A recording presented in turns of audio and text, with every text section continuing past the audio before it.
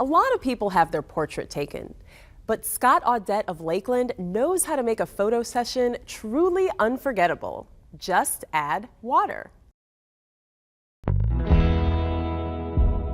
Hey, I'm Scott Audette, and I'm an underwater portrait photographer here in Lakeland, Florida.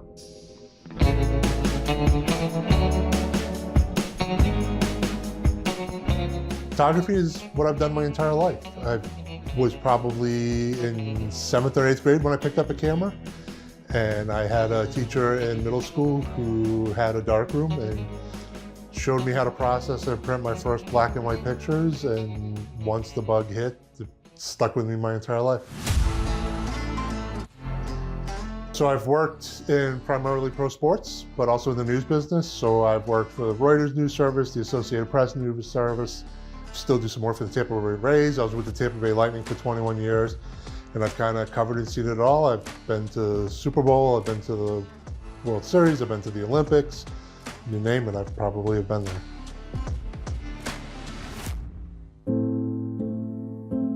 The underwater photography is an evolution of a relationship between me and my father. He was a firefighter, but he fancied himself as a photographer with underwater stuff. And so really I picked up a camera, the first underwater, just so that he and I had something in common to do. And then realized not too long into it that I really wanted to do more with it and explore further in the field and in the genre. Underwater photography gives me the opportunity to create something that's not necessarily part of my everyday life as a sports photographer.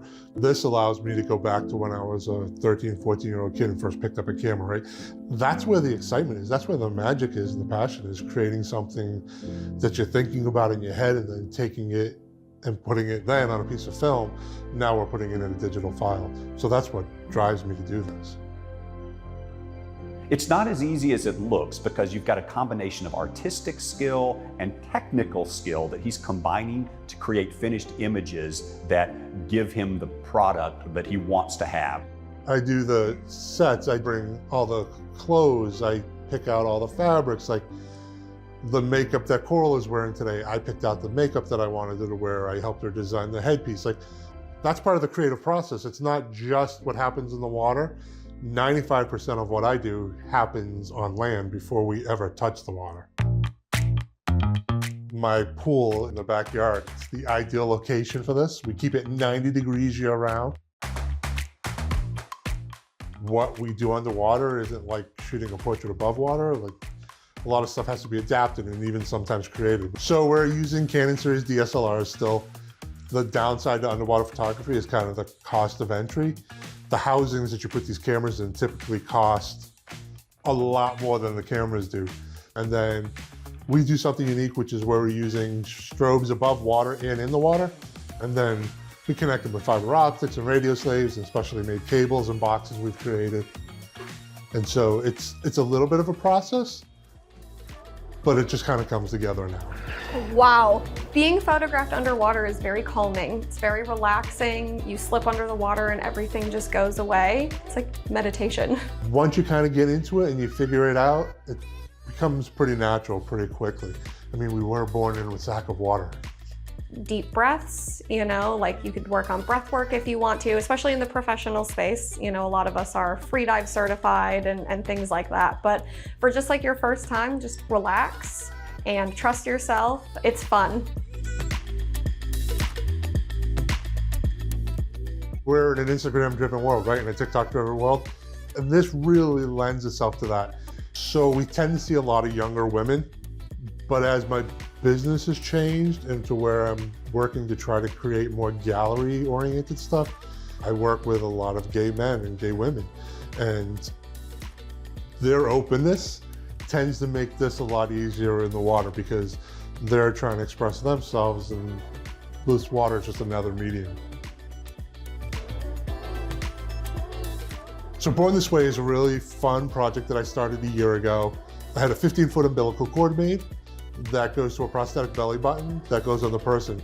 And the idea is basically that we're exploring how that I feel like everybody's predestined to be who they are in life. And so, especially in the LGBTQ plus community, I'm wanting to embrace part of that too and, you know, give them the opportunity to say, okay, this is who I am.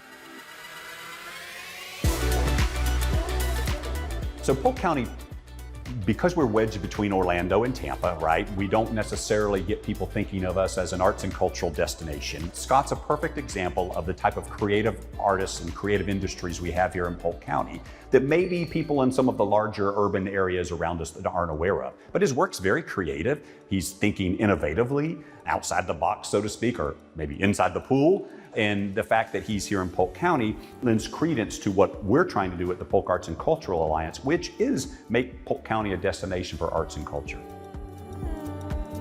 I like to say that a photograph isn't a photograph until you print it. As a photographer myself, I know the power of the printed image, and to see his work blown up, he had an exhibit and there were some, 10 by 20 banner-sized pieces. It were just amazing to see that. All the pre-planning that went into it, from the makeup, the clothing, the backdrop, the lighting, the finding the right model, that's the culmination. That for me is when I say, okay, this is something I'm proud of. Yeah, look at the reflections. Awesome. I'll put it on my birthday wall. See more at scottaudetteunderwater.com.